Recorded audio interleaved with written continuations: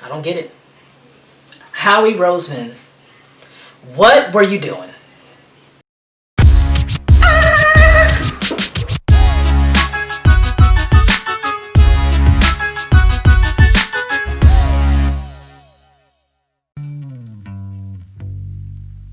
What's going on, everybody? Jacko Trays here, doing it all for every last one of you from the H-Town. Already know what's going down. We gotta first talk about Howie Roseman. Howie Roseman obviously has just dropped the ball. We all know it. Zach Ertz should have been traded. Alshon Jeffrey can't be traded. We don't know what the heck is going on. The Ravens and the Packers, they have offered us something for Zach Ertz, and I'm pretty sure maybe the Cardinals. I don't understand why the Ravens need another tight end. They got Mark Andrews. And Howie Roseman, automatically, the more and more I think about it, he's looking more and more like a double agent. And y'all know how I feel about these double agents. They're wrecking us from the inside out, who knows, but I defended this man.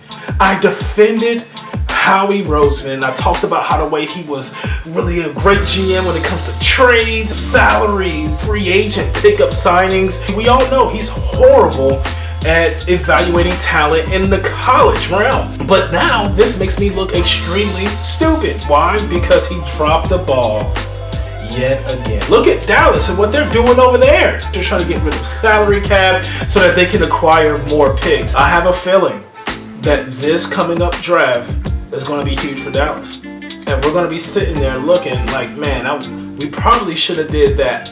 Who knows? I don't know. But as long as we're winning, maybe it'll be all good. Today, I have a very special treat and video for everybody who's watching. We're going to react to to Doug Pederson's press conference.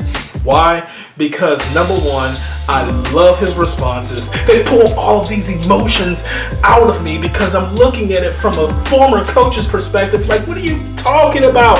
And then from a player's perspective, I'm like, man, he should have had my back. But I also feel like there are a lot of stupid questions there. So let's go ahead on and react. Now listen, I haven't seen it. I haven't even heard news about it. And so let's go ahead. Let's react to this Doug Pederson's video. Hey Doug, good morning. I ask you for an He always been lost, don't he? Guys, Lane Johnson, Miles Sanders, Alshon, Malik Jackson. So 1, 2, and 4 are day to day. Number 3 has his foot has been cleared to practice, but he sustained a calf injury a couple weeks ago, so he's still kind of nursing that. So he's more day to day.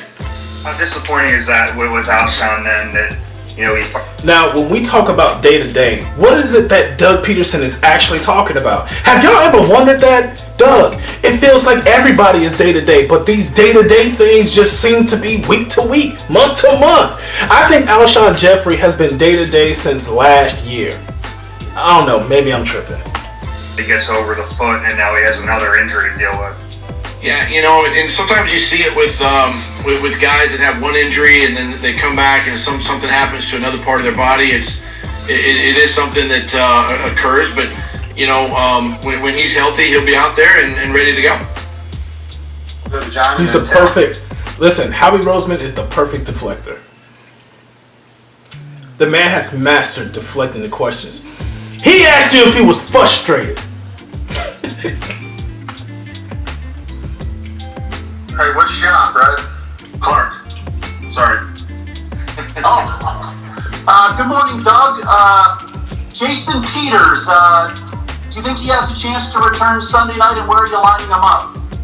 Yeah, first of all, he's been cleared to return to practice, so that's exciting for us to get him back this week and get him in the mix. And right now, I think it's just a matter of him just getting out there and feeling comfortable again with the offensive line. We haven't been real committal one way or the other, but he definitely can help us at left tackle, and he's had the right guard experience. So he basically just need to see him moving around today and tomorrow and see where he can best help us.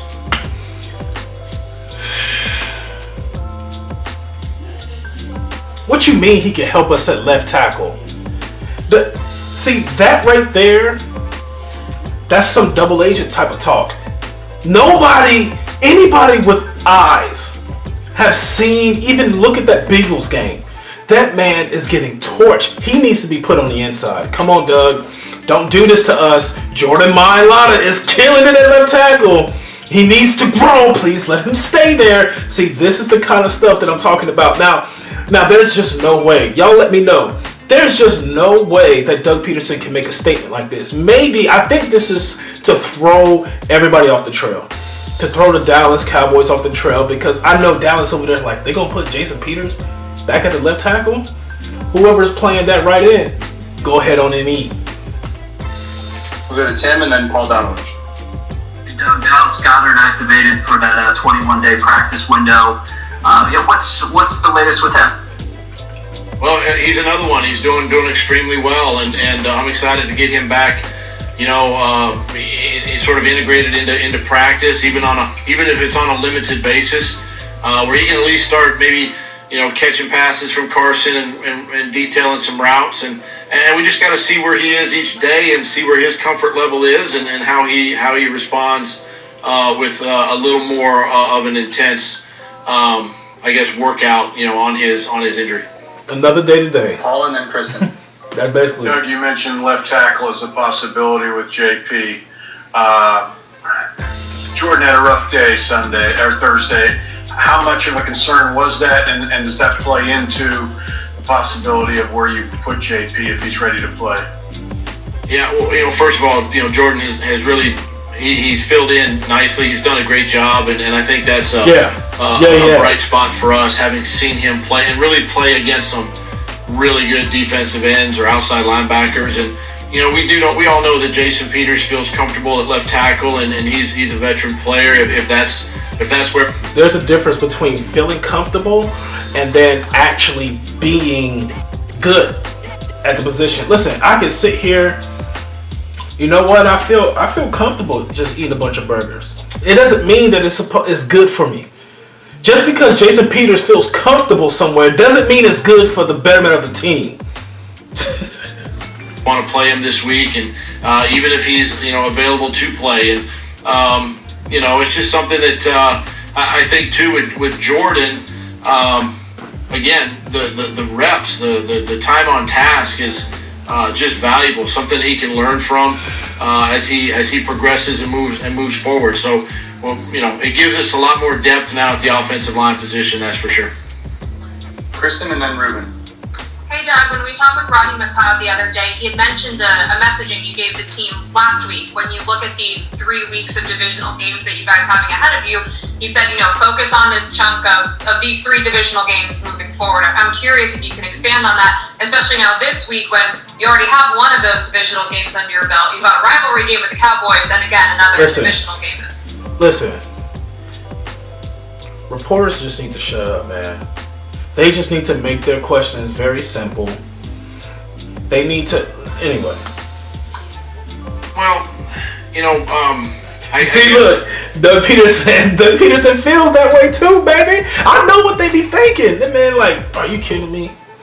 It's already enough that I'm out here getting challenged every single day. You go make this elongated list of things I gotta answer. Part of my messaging comes in blocks, right? It comes in waves. Like, we as coaches, sometimes we talk about the first quarter of the season, the first 4 games, and the second quarter, and on to the third, on to the fourth. And for us, when we looked at the schedule and kind of where we are up to the bye, and really the game after the bye, these were all division, NFC East opponents, two against the Giants and the Cowboys this weekend. So, my messaging to him was just, hey, let's lock in here these next couple of weeks. Let's focus in. We know we have a little bit of time off after this football game, and where guys can really get healthy and then gear up for that third, NFC East game. So, it's just kind of how I shape the messaging to the team and try to,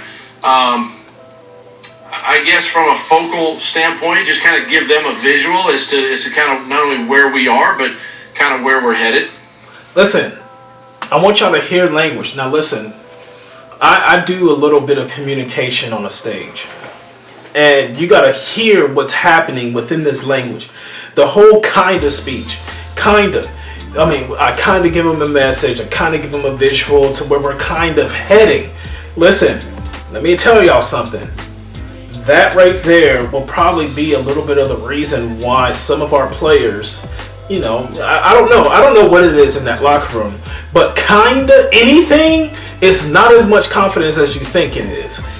I need my coach to say, no, this is what we need to do and this is where we're going. We're not kind of doing this and we're not kind of doing that. We're not kind of want to win a Super Bowl. We're not kind of wanting to whoop on Dallas Cowgirls. We're not kind of wanting to just be one of the best NFC East teams or the best NFC teams out there. We're not kind of no, this is what it is. This is what we're going to do, man. I need some hype.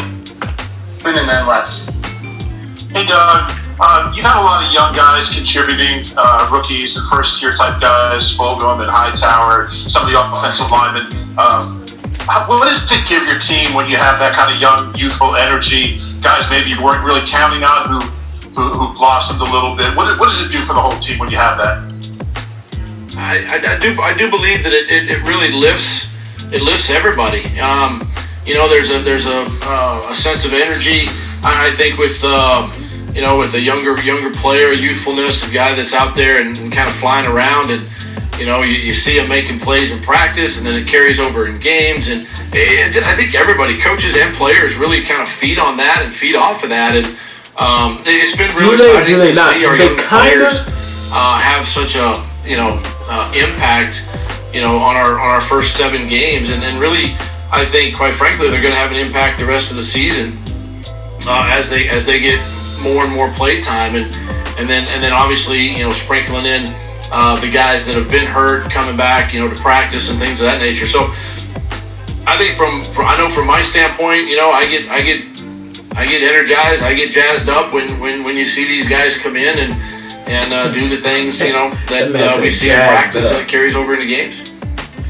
When I think of jazzed up, I think of jazz hands. Did you mention Jalen Reagor in your... Rager. I wasn't following all the numbers there. Jalen Reagor. Where is he? He'll practice, I guess? Yeah, Jalen first of all wasn't in the 1, 2, 3, 4 scenario earlier. Okay. But Jalen's going to practice. He's going to be out there today. Again, he's another one. I told y'all, him back into that the dude offense is a whole other different animal. He's a whole other different beast out there, man. And also Lane Johnson, someone like him who's trying to play with something that isn't really healed. Would there be an advantage to trying to get through this game without him and giving him the extra week, with the bye coming up? How do you weigh things like that? I'll let you take that up with Lane, because that guy doesn't want to come off the field. He's tough. Hey, Lane, another one of them dudes. I think personally, again, if you watched my last video, that dude need to stay out. But hey, Lane Johnson. Listen, we can't figure out, or we can't pick and choose what kind of players we want to see out there on the field, right? Because some players, we're like, man, I remember talking with my dad, talking with a lot of old school people. Man, back in the day, man, I just heard Mark Holmes talking about how the way, back in the day, we played with, we ain't had no knees. We ain't have no knees out there. We still was playing, you know what I'm saying? But nowadays, people are load managing and stuff like that. So do we want Lane Johnson out there? For sure. I mean, we credit him for being a beast in his mind, but also I really want him for the end of the season. He's tough and still, I'll mention this too with Jack Driscoll. He's getting close and we're going to see where he's at again. And you just we have to be smart, obviously, as a medical staff and as coaches to not put a player in harm's way. And if the player feels comfortable, if Lane feels comfortable and playing and getting out there, then listen, I'm not gonna be the one that stands in his way. But it does give us some added firepower, I think, with the offensive line if somebody like Lane can go. Zach and then John McMullen. Hey Doug, in getting back to Jason Peters, you mentioned where he's comfortable playing, and it seemed, at least from the outside looking in, during the summer, he had influence in determining where he would play. As you make that decision now, how much is it based on what he wants to do, and how much of it is based on the overall outlook of the offensive line?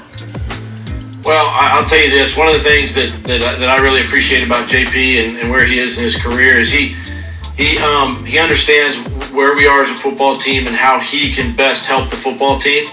And if it's playing left tackle again, he'll go play left tackle. If we ask him to play right guard, he'll play right guard. That's just who JP is. And you know, we've got 7 games right under our belt, and try not to pause it. We've had a lot of moving pieces up there, and hopefully one day we can have some stability, you know, at the offensive line. And again, if that's him playing left tackle, great. If it's right guard, great. But at least it gives us stability. Don't do that. You know, moving forward. Don't do it. Ed, what are you doing? You better not do it. You better not put him in We'll there. go John and You Justin. fly in the room? What's going on, bro? Nick again. Hey, Doug. The trade deadline's coming up. I know you're not going to talk about potential additions, but you have been through it in the past. So, how difficult is it if somebody comes in to get them ramped up and up to speed at this point of the season? Hey, that's a good question. Honestly, this is a coaching question. He's basically asking you, how is your philosophy? What is your philosophy in coaching of a player that's just coming in? You know, I got a really good friend of Ultra Classics, or go over there to his YouTube. Go ahead on the sub him out. He breeds bullies for a living. And, you know, he does this thing where he has to introduce an outside bully into the new litter, into the pack, basically. Basically, you know, that all determines, that's all up to the person that's actually doing it, that's actually bringing them in. He's asking Doug, what's your philosophy in your coaching? How are you able to integrate people coming on the outside and bleeding, injecting that green blood on the inside of them? I'm interested to hear this. It's a challenge. It's difficult. You know, obviously, you're always looking to add talent, to add, you know, depth to your roster. But at the same time, this person has to come in and you know, whether it's offense, defense, and then throw in special teams, right? He's got to feel comfortable. We have to feel comfortable as coaches, you know, before we put players out there, and that's a little bit of a challenge. Trust, baby.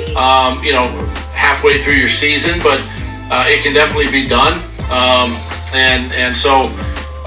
You know, we'll see where we are, you know, next week, but it can be a little bit of a challenge getting that person ready to go, at least that first week. So how do you do it? We've got time for 2 more, so we'll go to Jeff and then Mike Cat. Got 2 more, y'all. Hey, Doug, good Thank morning. you for Hope being all is here. well. When it's Dallas Cowboys week, do you get a little extra juice for these games, Yeah. especially when first place is at stake right now? Yeah, you know, I do. It's just always a great week. Yeah, I do. That's what I just got. No. Exciting week. Anytime you play any of our division opponents, division rivals, and you know, this is no different. We're, you know, Sunday night football, and we're excited again to be in the national spotlight, to be at another home game. You know, and really, I think just kind of, you know, feeding off hopefully a little bit of momentum from last Thursday, but. You know, it's something too that you look at both teams, and maybe there's not the same, you know, luster or excitement from, you know, why are you doing this with his neck? Two teams are struggling or whatever it is. But listen, it's always the Dallas Cowboys. I remember back in '99 when I played here, and you know, I can think of the, you know, the fans are always like, hey, there's 2 games every year that you really got to win, right? And it's the 2 Dallas games. So. You know, that's a part of the excitement this week. The guys are excited. I know Dallas will be excited coming up here. Looking forward to playing. Go ahead, Mike. Doug, you brought up time on task, and I was wondering how much does that factor into your decisions, maybe, especially this week with a lot of guys trying to kind of rev up and get back into the game. Would it help to have some of those younger guys still out there and not necessarily rest those other guys, but be a little bit more precautious with the players as they go through this 21-day window? Yeah, I do think, you know, from a coaching standpoint, you got to be smart with that, right? I think you just don't throw a guy out there. And Doug feel like he just sick and tired of asking y'all's questions, man. Shout out to that vintage store, man. Vintage storage in the Philadelphia Eagles downtown. You already know what it is. And expect him to kind of pick up where he left off. I think it is a slow process, right? You got to incorporate them back into practice a little bit. And again, it goes back to the young guys that have been playing, and they've been playing well, and they've been getting better each week. And it makes it a little more difficult on us as a staff to find the right combination of guys, each week to play. But our veteran players are good players. The guys that are injured are good players, and if they're capable of playing, we got to find a way to get them on the field. Well, there you have it. Dougie P, he's kind of like, we kind of want to do, you know what I'm saying? We kind of want to do this. Yeah, I kind of get excited. Man, I need you to go out there, and I need you know what I'm saying? If you are new here to this channel, like, share, subscribe, push me into this community, baby. I will continue to have videos like this every week. We're gonna have a reaction video. I got some things in the works for you guys too. Got some friends that played against the Philadelphia Eagles, and so we're gonna talk about those. We're gonna talk with those players. How was it with the rivalry between the Giants and between the Philadelphia Eagles? So I cannot wait to show you some of these things. So please like, share, subscribe, and share with everybody. Share with the whole community. Let them know that this is here.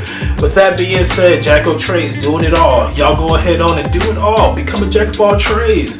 Don't let nobody stop you, but signing out. You already know. Yeet.